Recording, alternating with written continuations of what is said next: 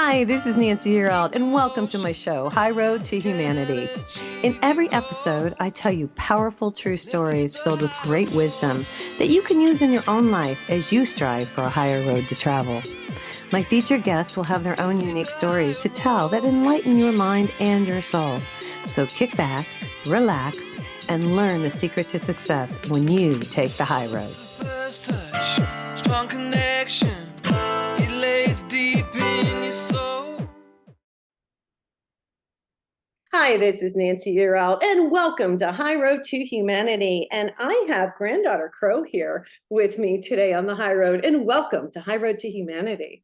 Oh, thank you so much. It's an honor to be here with you and with your wonderful listening audience. Well, we're excited you're here. Now, you are Dr. Joy Gray, and you're also Granddaughter Crow. How do I address you properly? Granddaughter Crow all the way. All the way. Okay, cool. All the way. You, but I thought I'd ask you. Hey, you guys, let me tell you a little bit about this lady. She is an author. She's a medicine woman. She's a public speaker. She's a teacher, and she's an intuitive reader. Now, she's descended from a long line of spiritual leaders, and she's a member of the Navajo Nation.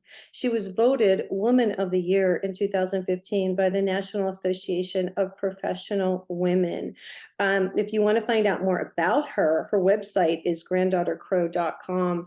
And you know, she's written this book, you guys. It's called Belief, Being, and Beyond. And I told her before the show, she talks about a lot of things in this book. She talks about creation, and she's checked out different religions, which I've done too, which I think is so cool. So we're going to hear her story today, and she's going to give us some insight into what the Aborigines think our creation was about, what do Christians think, and what did the Navajo people think. And we're going to look at those different avenues, as well as address tarot, which is something I've always wanted to address with somebody, other than just a tarot reader, but somebody who you actually did a lot of research on Absolutely. this. So yeah, Absolutely. tell your story. And I say Yatahe, and that's hello, you guys, in Navajo, and I'm in New Mexico, and that's what we say, and that's how I know that. I'll just preface this with saying your mom was Caucasian, your father was full-blood Navajo. Yes. Tell us your story. So yeah, it's A. So they call me Granddaughter Crow. I am born to the Bilagana clan for the Taachini clan, which means that I am a member of the Navajo Nation as well as Dutch heritage. And I truly am here to inspire, to encourage, to empower you to be your authenticity, whatever that is. And that means that you get to think for yourself, you get to be curious, you get to ask questions, and that leads you to your authenticity. I like to say that our curiosity is the internal compass that leads us home to ourself. I love that. Yeah. That's nice. Mhm. So you grew up, I want to hear your story. You grew up going to a Christian school. Talk Yeah. about this. This is important that people need to know how you evolved, if it's okay with you. Absolutely. I'm an open book, and if you buy it, then I'll literally be an open book, right? It's awesome. Okay. So my father was born in 1932 or right around that time on the Navajo Nation. And so if you know your history, you can go back and understand that he was one of the natives that were taken from, his homeland and put into a boarding school, into a residential school with a dominant white-bodied Christianized thinking individuals. And so he went through that. Then he went to seminary school where he met my mother. So I was raised actually as to take on the torch of being a spiritual leader under the Christian faith. Okay. Went to Christian school, the whole nine. And then I started asking some very interesting questions like, this is way before the internet. So I would say things like, if God loves everybody, but you can only go to heaven if you know of him, and there's people on the other side of the world that don't know of him, and they're going to hell, how is that a loving God? And that was blasphemous in my family. So off on my own road, I went to find my own authenticity and looked at everybody's belief systems, from comparative religions, like you were saying, Nancy, to the tarot, to science, to answer the major questions that we have as a human race. Where did we come from? Where did it all begin? Who is our savior? What's my hero look like? What happens when I die? What happens at the end of time? Is there something more? And kind of did a compare and contrast across all of those. Mhm. I think it's really interesting that you did this. And, I'd like, if you don't mind, I don't want to give away your whole book or anything like that, but if you wouldn't mind today, if you would tell us the stories, we have the Christian story, but tell us what the Navajos believe is their creation story. And I'd like to hear the Aborigine too, if you wouldn't mind, if you have, Right. yeah, Right. yeah. So, so one of the things is that humanity says, "Where did I come from?" And Christian and Catholicism answers that question by saying that there was a Garden of Eden, etc. Adam and Eve, etc. And yet, then the Navajo, um, just I wanna enlighten your listeners to know that the Navajo language was an oral language passed down. We are a very oral culture, and that it hasn't really been written within probably less than 200 years. So you're going to find different iterations of the creation story from the Navajo. And I think that's probably the same with the Aboriginal people. So this is the iteration that I'm aware of. And it basically is like, we move from one world and we emerge into the next world, and then we have our things there, and then we move into the next world, and then we face our things there, and we grow and we learn. So it's an evolutionary story, but it really talks about the natural world and how we keep climbing up the mountain or keep climbing up the reed in order to enter the next world. And I love this because the idea is that there is a next world. It Right. doesn't end. Right. And I want to stop you a second. So they believed in the dimensions. Like we're talking about ascending right now. We're in the third, we're going up to the fifth. And so I just found this fascinating because I don't know enough. And I'm so glad you're here today to educate us. So they talked about the worlds, but they also talked about the people in the mountains that came down to help and the separation of man and woman. Would you talk about that a little bit? Yeah, so it's another way to say, the ascended beings, the angels, deity, the holy ones came down and helped us out, and that there was a time of separation between the female and the male, and then they got to merge back together again. So it really is a very organic way of talking about our realities. But I also, Nancy, I want to say that um everything in the third dimension, the number four is sacred. In the third dimension, we have four fingers and a thumb.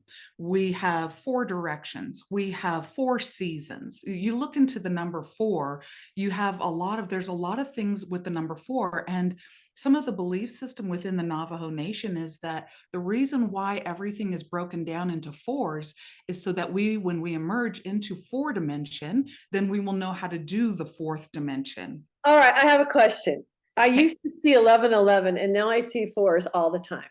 444 every day, 1144, 1244, 444. Why am I seeing fours?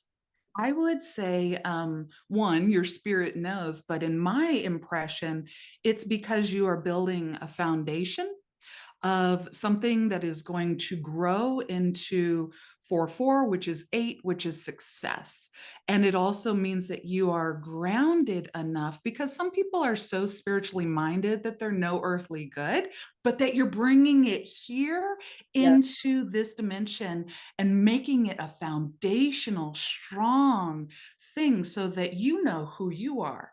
And then when you know who you are, then the people around you are like, ooh, I want to know who I am too. It's like you encourage that. So it's really, for me, it's a foundational thing. And it also tells me that you're about ready to go to the next level. You're going to level up. Yeah, as you're saying this, I am getting chills. So thank I you. love it. I appreciate that because I just have been seeing it over and over and over. And this Yeah, is not an, I want to say something. This is not an easy time for humanity. This correct. is a very difficult time for humanity. This is where we need people like you. This is why we need books like this. So people start to understand. And I'm so glad that you brought this stuff to the forefront because it needs to be brought to the forefront. Um, I want to kind of get into, we've got a couple minutes left before we go to commercial break. We're doing the podcast again today, you guys. So if you want to listen to the podcast, you can hear it on TogiNet Radio. You can also hear it on Spotify. I'm on Apple. And of course, we're on Binge TV today. But, I want to talk more about the history. I want to talk about the history of tarot and what you found out. And of course, you didn't talk about the Aborigines yet. So if you want to address that before we go to break. Sure. So really quickly, one thing that I found really fascinating with the Aboriginal people is that their stories are attached to the land.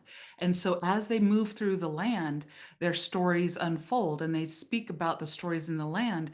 And so if you walk with them, you will hear their stories. But if you get into an ATV with them and you're traveling 35, 40 miles per hour, they have to talk really fast because the stories are attached to the land. Oh my gosh. Now, that hits home with me because I saw land and the land Mhm. is wow, that's like a Yeah. whole thing in itself because the Yes, it land is. is alive. Yes, it is. And if you look at maybe the red rocks and Okay. you stare at them, you will start seeing the Navajo old elders, The faces. their faces. And if you go to like Hawaii and you see the plush land and then you look at the plush people, aren't we not here? We are a part of the land. We are the land. Are the land. I love it. All right, you guys, we're going to break right now. Her book is Belief, Being, and Beyond. It's by Granddaughter Crow. This is Nancy Yearout. This is High Road to Humanity, and we will be right back. Hi, this is Nancy Yearout. This is High Road to Humanity. I'm here today with Granddaughter Crow, and we are so blessed to have her here. And she's explaining a lot of things that I've always wanted to know. So her book is Belief, Being, and Beyond, you guys, if you want to check it out. And it's by Llewellyn Publishers. So go ahead and talk to us some more about the land. I was going to say one thing. This is what I know. I know that when I go to put a piece of land on the market, I physically go out and I stand on it and if it's not a commercial piece, I literally pound the sign in myself and take the picture. Why do I do that? Because it's my energy that feels the land, we relate, we somehow connect. And then that's how I sell it. Yeah, That's all I that, know. Is that that's right? perfect. Yeah. Yeah. Yeah, that's perfect because see, I also my second book, just to tell you, is actually Wisdom of the Natural World, plants and spiritual and practical teachings from plants, animals, and Mother Earth. So as we talk about the land, that is something that I have very, very much studied. I look at every single day. One time I had a dream that there was this old man and he was a native man and he was holding up his hand and his five fingers straight up. And as I started the panorama, I started kind of moving out and moving out and moving out. And I realized I was looking at a mountain with an old tree. So it's like we come from the land, and to the land we shall return. We are a part of nature. So when we begin to realize that, then we begin to realize that hawk that I just saw probably saw me first and is letting me see it. When that tree that you touch actually on one level or another knows that you are touching it. So you are seen by the land, even if you're not seen by other human beings. It sees you, it knows you are a part of it, and it just kind of comes back together. So stories go with the land. So when you kind of go with the land, a lot of like the Aboriginal people, even the Navajo. I remember my father, we would go on the reservation, Navajo reservation in New Mexico, whereas I was born there. And every time we went around, this rock or that landscape, I'd hear him tell me the same story. And the stories are like, they're real, but they're almost like a parable because they have lessons within it and appreciation towards the water flow in the land. And so you going to the land and doing that yourself, you are introducing yourself to the land and showing it your intentions, that you are here to find it another steward and that you will find it the right steward. And the land is then you're attached to it, it knows you and you know it.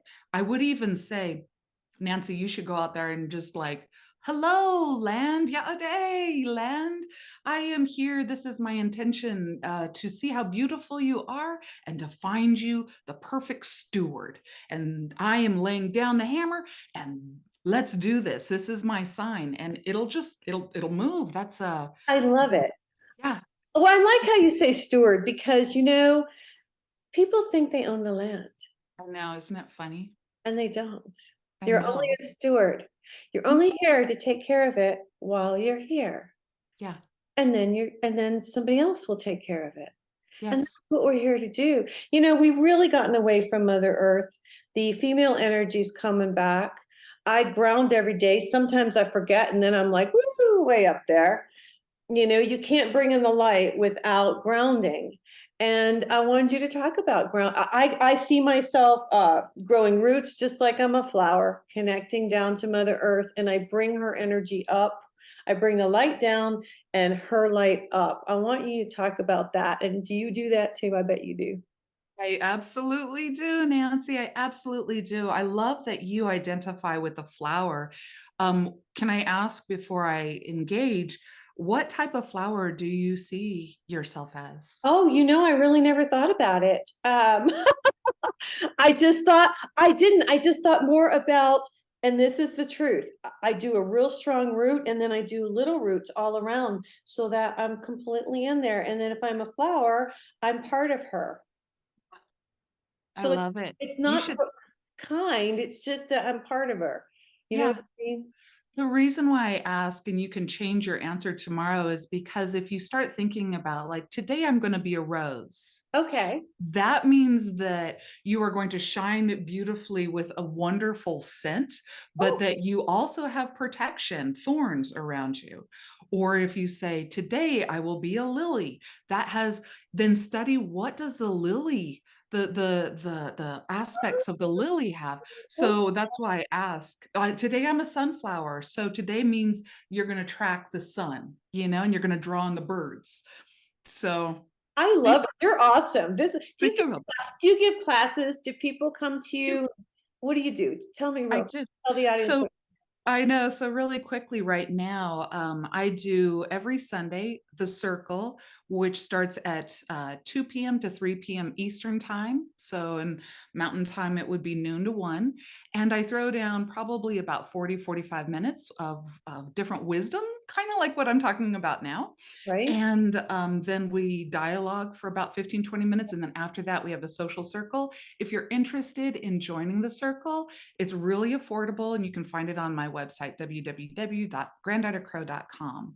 I love it. But so thank you for that. Yeah. What I would say is I actually see myself as a tree.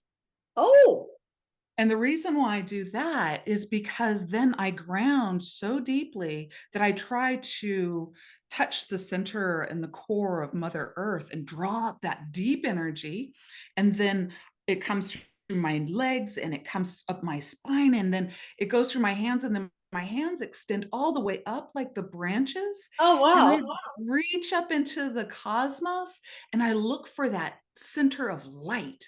and I touch that, and then that has a totally different feeling, and I just draw it all the way down and send it to Mother Earth, and then she responds, and now I'm just like this huge conduit. But the beauty around that is that, Yeah. we just as we have this concept that we are separated from Mother Earth and the natural world, so we have this concept that we are separated from our spirit, and we are not. Right. The eagle, do you think that the eagle thinks, oh, I have to go to church on Sunday? No, the eagle is what it is, and we glorify it, make it a spiritual sign and a totem, and look to it for answers as a guide or an angel. And because it just knows its totality as singular, not split apart. Right. Well, and I really feel like we need to connect back with the earth. I tell people to go outside, take off your shoes. The reason I do this, and I want to hear your feel, I'm sure you're the same, but there is energy when you stand barefoot. It's just like the Native Americans used to always go barefoot. I grew up on a farm. I used to always go barefoot. I never wore shoes in the summer, but never realizing until I got older that that thick sole in between your foot and the earth was preventing you from receiving healing energy. And I really feel like our society, well, the world has lost the healing energy of the earth. Can you address that for me? Absolutely, absolutely. So once again, just like you explained, we're putting a boundary between us and the natural world. And yes, you can still receive energy from the natural world if you have shoes on, if you're hiking or something like that. But if you once you're done hiking, if you can take off your shoes and touch, feel the, we'll start light, feel what temperature it is, Mm, and draw that temperature up. Smell, use your nose and know that it's coming from maybe the grass that's around, and draw that energy up. Use your five senses at first, and then your sixth sense will pop open. But use your five senses. What temperature is it? Is it rough? Is it soft?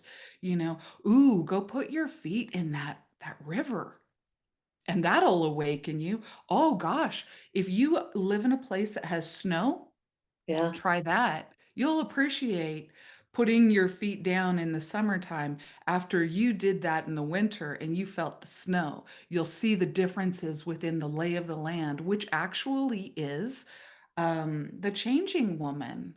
The changing woman is a deity of the Navajo Nation, and they say that in the winter she wears a white dress, and Oh, in the summer she wears a green dress, and her hair is like the rain.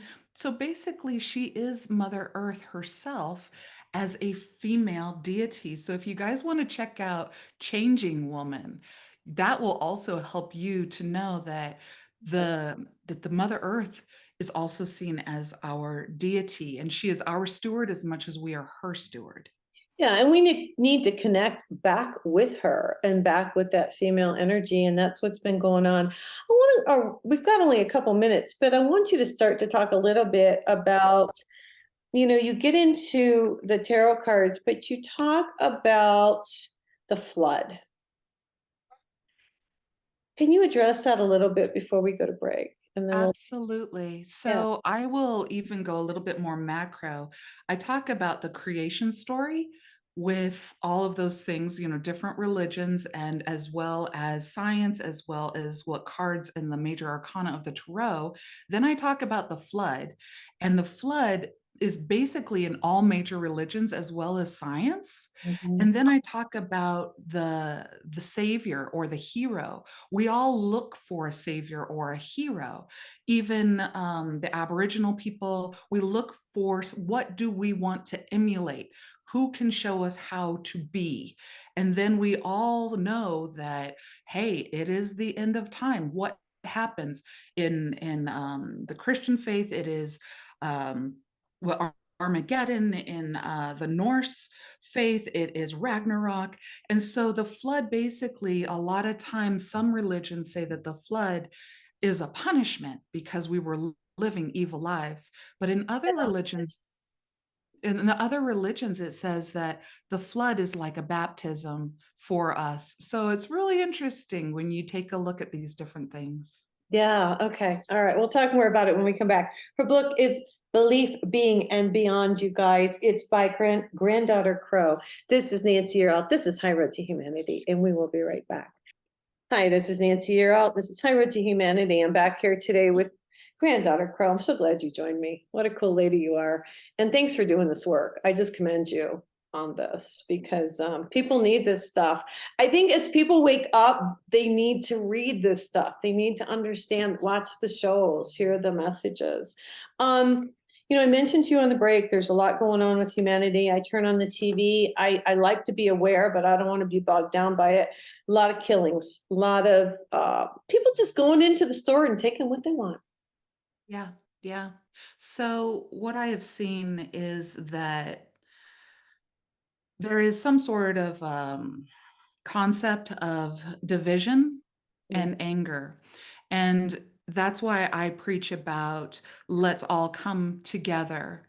Let's come together. Let's remember that we are, even if we believe totally opposite things, if we sit in circle and you're sitting on the opposite side of the circle and there's a coin in the middle of the circle, I will tell you what I see on the coin. You will tell me what you see on the coin. Now we both get to see the whole coin. So one of the things that I really, from a macro point of view, I'm seeing division. And I'm seeing people getting angry at other people because of what side of the aisle they fall on, or because they want something. There's this energy. So basically, last night, and now I know why I had this dream. Last night, I had a dream that I walked into a house and it flipped over. The house was completely upside down.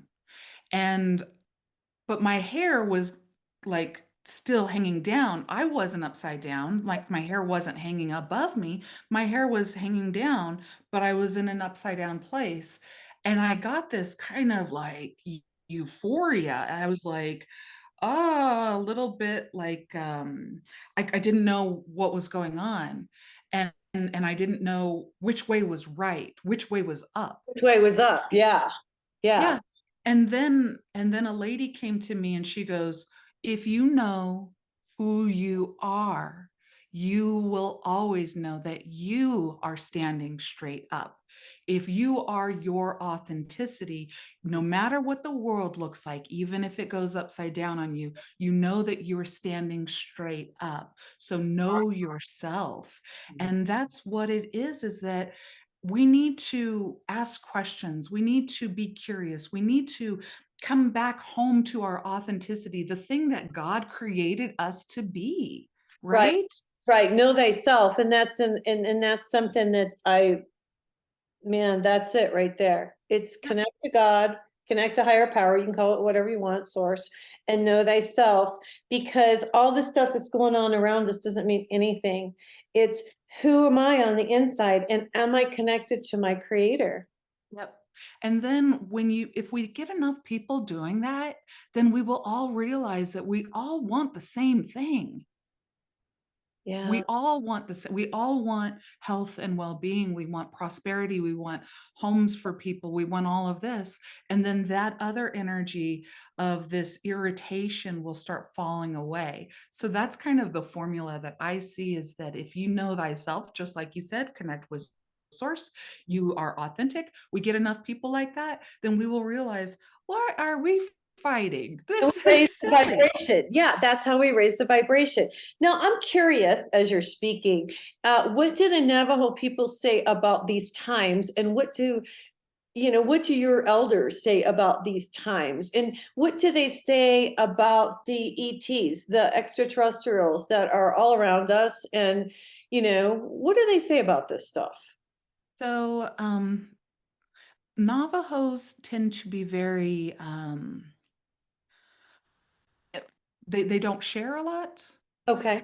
They don't share a lot. Lakotas share a lot. The Lakota Sioux, they share a lot. So I have elders that are Lakota Sioux that I look up to, and they say that And I do know that the Navajo people talk about the holy people coming from the sky, the ones that come and stand on the clouds, but I cannot speak on behalf of any other First Nation. I can tell you what I know and what I've seen, that it is the same thing.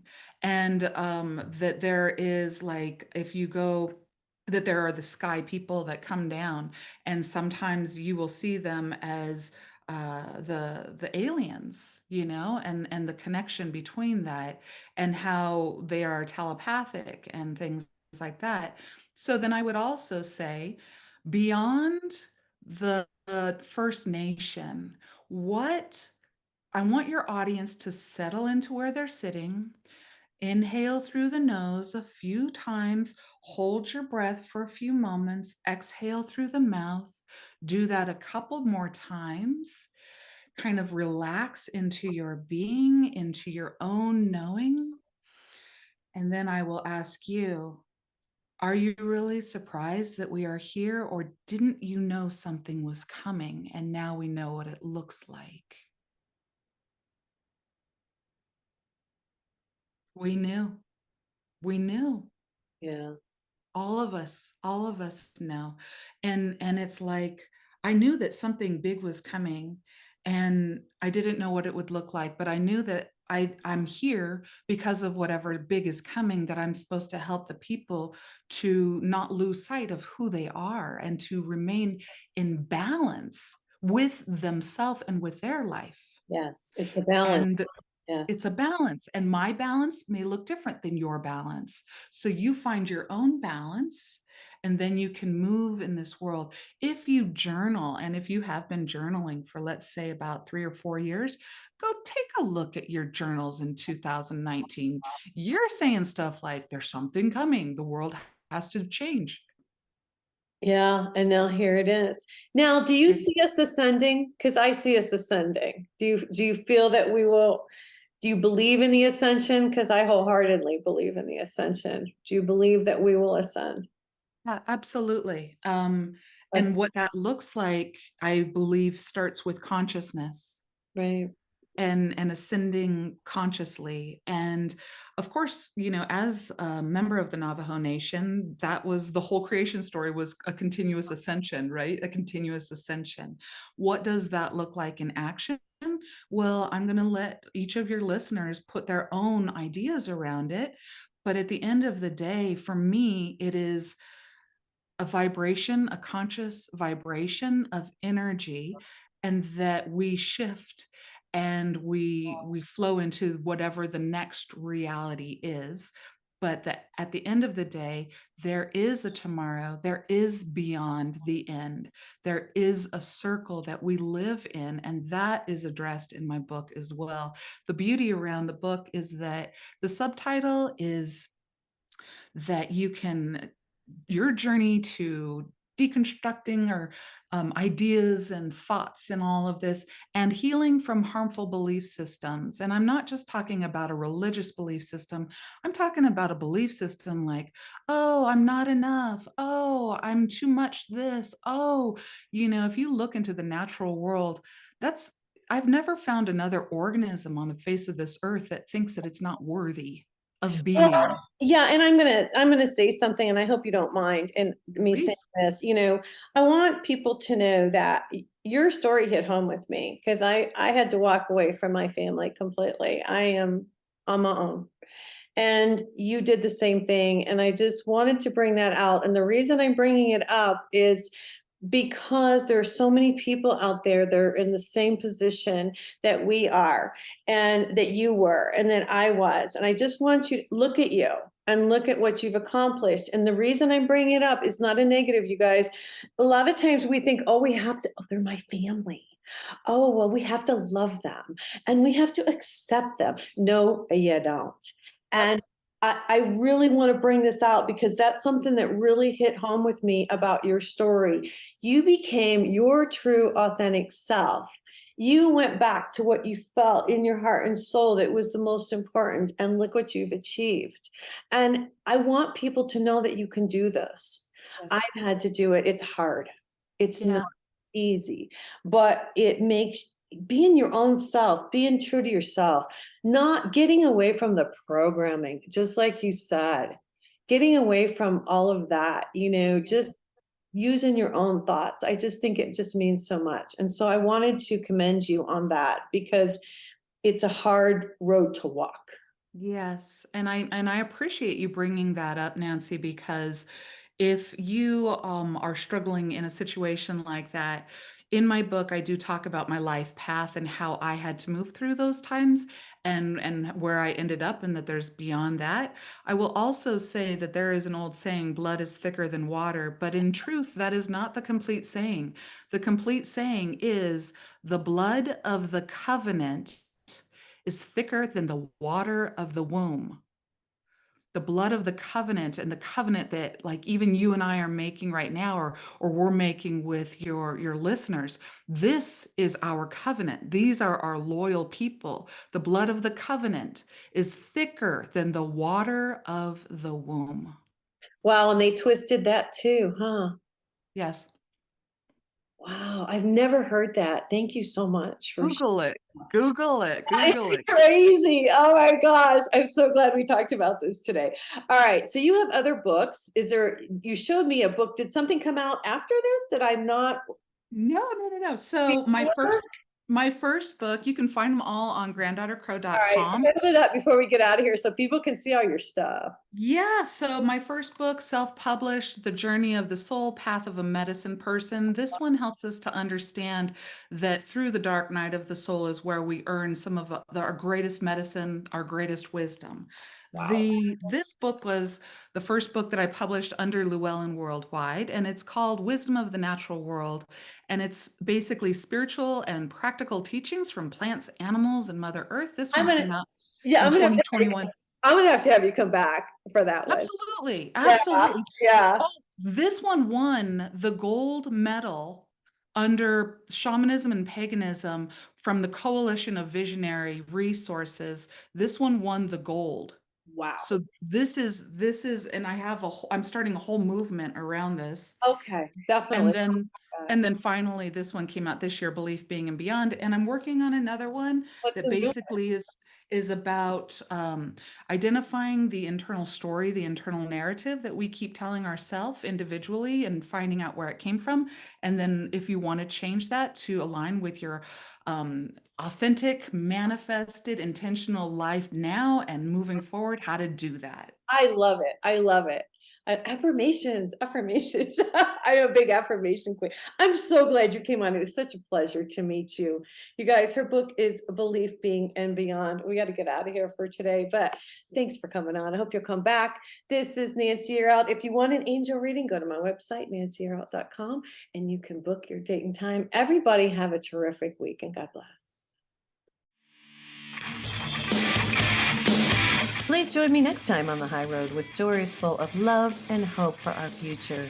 You can find High Road to Humanity on TogiNet Radio, Spotify, Apple Podcasts, and now watch the High Road on Binge TV networks. My channel is High Road to Humanity. Have a blessed week, and know by staying on the High Road, you will make it to your destination. For a psychic empath reading, visit my website, nancyyearout.com, to book your date and time with me. I will deliver your messages from the angels, and God bless.